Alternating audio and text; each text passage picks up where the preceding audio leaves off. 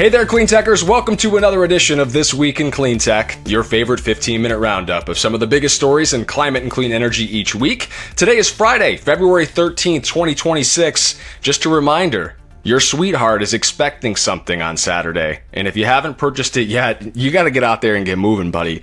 I need to run some errands myself once we're finished with the record, but before we get there, I want to let you know you will hear from a returning guest on the show. Matthew Daly from the Associated Press is standing by. If you don't recognize my voice or face by now, I am Factor This content director Paul Gerke, joined by Cleantech commentator Mike Casey of Tigercomm. Normally, but not today, we are making history on the show for the first time ever on This Week in Cleantech. You're not going to hear Mike Casey's voice. You're stuck with me. We're flying solo until we get to the guest segment. I hope you don't mind. We appreciate hearing from you, letting us know what you like about the show and what you don't like. Generally, the feedback we receive is the repartee between myself and Mike Casey. But since there'll be none of that, feel free to send your hate mail to twictwick@tigercomm with 2ms.us. That's the email that we created just for the show, where you can send us anything you like or don't like, and someone will read it, I'm pretty sure. Let's get into it. We've got 5 stories that impacted the clean energy sector this week that we'd love to talk about.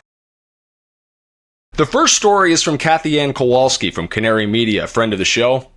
The title is, "Are Faked Public Comments About to Tank an Ohio Solar Farm?" We know how important that public sentiment can be. Ohio is poised right now to block Open Road Renewables' $98 million Crossroads solar project. It's because of that local pushback, even though a lot of the public opposition appears to be fake. Yes, fake. The 94-megawatt project, it would span 3 townships in Morrow County. It's about an hour north of Columbus. Is still awaiting approval from the Ohio Power Siting Board. They're expected to rule about a month from now, March 19th. To prepare for that hearing, Open Road Renewables Vice President Doug Hurling reviewed the board's online docket. He found at least 34 instances in which opponents appeared to give false names or lie about their residence in Morrow County.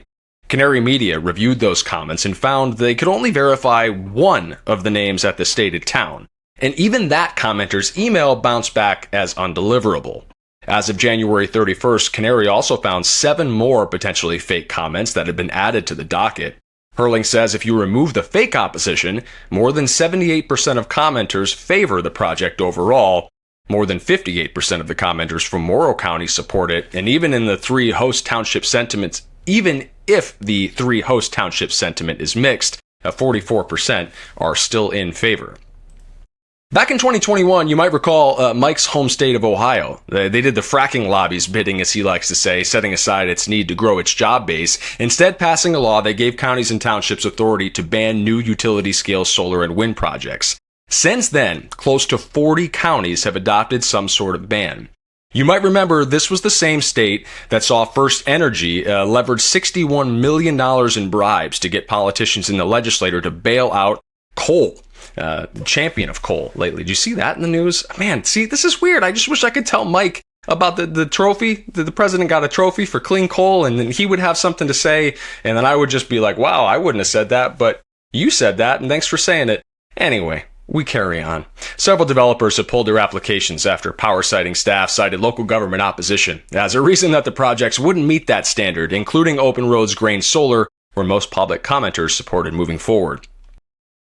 Let's get to our second story. This one by Brad Plumer and Rebecca F. Elliott at the New York Times, titled, "A Trump Blockade is Stalling Hundreds of Wind and Solar Projects Nationwide." We know all about this. More than 60 wind and solar projects proposed for federal lands have hit the brakes under the current administration. Hundreds more on private land have been delayed in federal consultations, and fewer than 5% of projects actually fall under the Interior Department, but most of them still need federal approvals. Let's use Aravon, for example, a Midwest developer. They've got 7 gigawatts of projects in development on private land, but about half require federal consultation. A total of 73 gigawatts of solar projects in the U.S. are currently at risk from political interference. Developer NG alone estimates that about 40% of its planned renewable projects could be affected by the federal permitting bottleneck. Most all projects were about to come online in 2027 or later, but now the country is facing a power shortage and consumers are facing higher electricity bills. Senator Martin Heinrich, Democrat from New Mexico, said, quote, "The cheapest electrons we can add to the supply side of the equation are stuck on Secretary Burgum's desk. We know wind and solar developers are working hard to adapt, some redesigning projects to circumvent or get around the federal approvals, relocating power lines, even though we're talking about a lot of extra added cost. The developer of Missouri's Empire Prairie Wind and Solar Project can't secure federal water permits right now, so they're redesigning the site to avoid disturbed wetlands, making that project less efficient and more expensive, but potentially getting it online.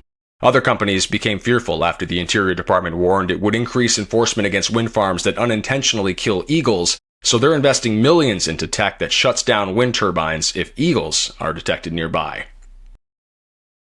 Story number 3 is by Jesus Calero and Laura Contamori from Reuters.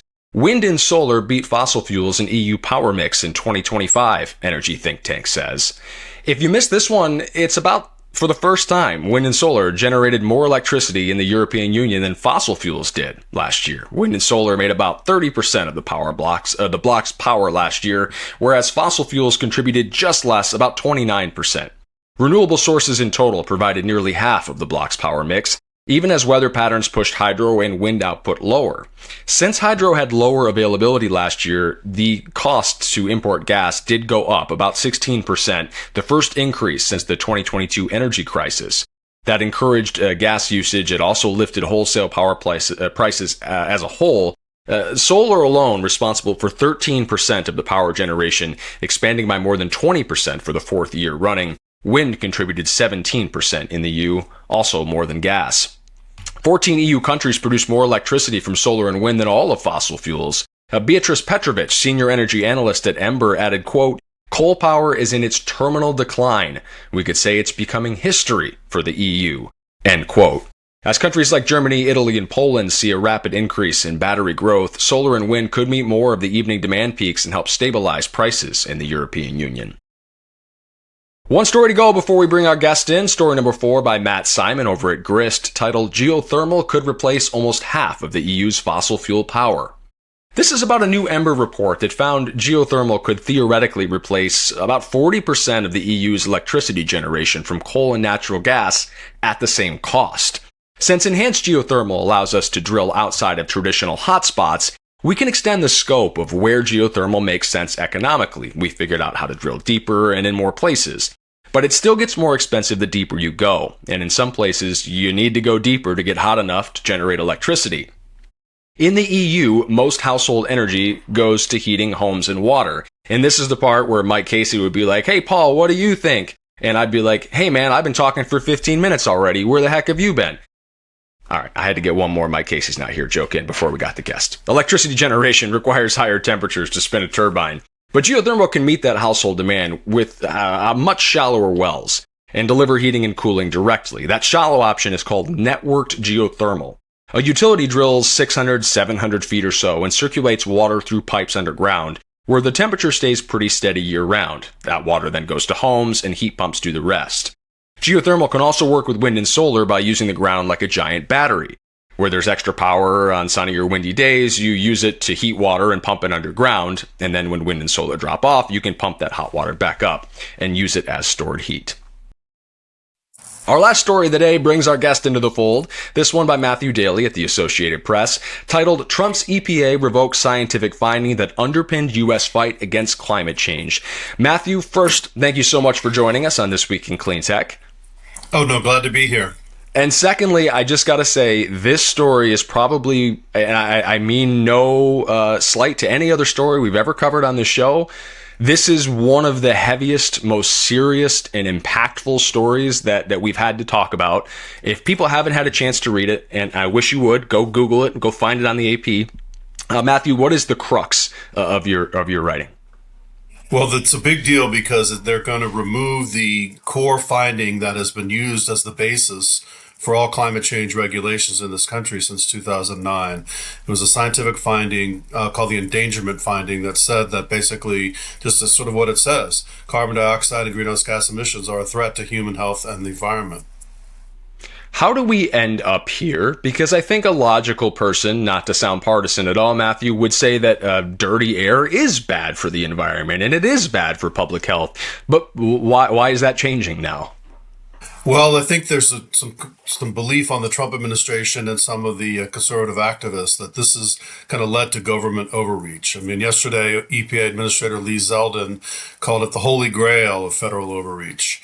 And sometimes I think there might be a little mythology on both sides, but basically it's something that has been used to not only regulate auto emissions, but also power plants and all kinds of climate problems. And obviously we know just from, living in this world and observing how many problems are exacerbated by climate change in terms of floods, fires, droughts, severe storms, you name it. So what is the impetus for rolling back this finding? Do we expect some dominoes to fall quickly here? I mean, once the courts get a hold of this, there's really no telling exactly where it could go, is there? Right, that's exactly right. And there definitely will be a legal challenge to it. But in the meantime, as Administrator Zeldin said, it is eliminated. So they can therefore block other regulations that on car emissions, for instance. There's one of the first things they did was delay by 2 years at a Biden era rule on cars and trucks on greenhouse gas emissions. And they also did a thing where Zeldin has been kind of campaigning around the country talking about this stop-start feature, which people who have new cars, which I don't have, but if you have a newer car, the stop-start feature, when you're stopped at a red light or a stop sign, sometimes it'll kind of idle your engine out so that you have fewer emissions. And a lot of people have been frustrated by that. They consider that just government getting in your way and you can't, drive your car as you'd like. So that's one of the things he also announced yesterday as a popular feature from his point of view. But basically, any regulation that attacks greenhouse gas emissions is at risk. So stop me if I'm taking this bridge too far, but doesn't this just end up with a dirtier world and we end up having to to bring the hammer down on regulations again at some point because everything has gone to hell? Well, they argue that, transportation, even though it is the largest source of greenhouse gas emissions in the United States, as a global matter, and global warming by its nature is global, doesn't contribute as much as they think the activists claim. They're saying that maybe there's some overstatement of what the actual pollution globally is from U.S. pollution, particularly transportation pollution. The environmentalists say that's just crazy. This is the largest source of greenhouse gas emissions, and it does cause problems. Matthew, one more before I let you go. In your reporting, and I know that this is definitely not over, the story is not going anywhere. Did you find any glimmer of hope baked into all of this, where there might be a chance for those environmentalists who believe the opposite, that maybe we don't end up with much dirtier air and dirtier water? Well, I think that they're, counting on the courts, basically, that because the Supreme Court in 2007 ruled that the EPA has authority to regulate climate change pollution. And that's where the finding came from, based on the 2007 case called Massachusetts versus EPA, which also would encourage people to look up that case. And so they are believing that the court has set a clear precedent that they will, uphold it, although the conservative majority on the court has regularly, struck down environmental regulations. And so I think that the Trump administration is confident that the court will uphold their view. Matthew Daly, really appreciate you joining us on This Week in Clean Tech. Before we wrap the show, we got to go to our Cleantecher of the Week. This week, we are honoring Brian Hurley, Executive Director of Friends of Deckers Creek. He and his team are turning toxic rust orange acid coal mine drainage into clean water again with low-tech pond systems that bring back fish, salamanders, frogs, you name it. The cleanup is now helping recover rare earth and minerals too, turning pollution into a resource that can fund even more restoration. Congrats to Brian Hurley, this week's Cleantecher of the Week. Quick shout out to our producer, Brian Mendez, keeping me company today, as well as Alex Peterson and Claire Quirin for identifying this week's stories and putting the show together. Special thanks to Mike Casey for just taking the week off and leaving me and Matthew Daly to do all the heavy lifting. Big shout out to Mr. Daly and the Associated Press for stopping by the show. If you liked what you listened to, please subscribe, leave some feedback, share a story suggestion. We named the email at the top. I think it's also in the post. You can also find all of the articles we discussed this week in the links in the episode description, as well as the post on factorthis.com. Until next time, people, be good.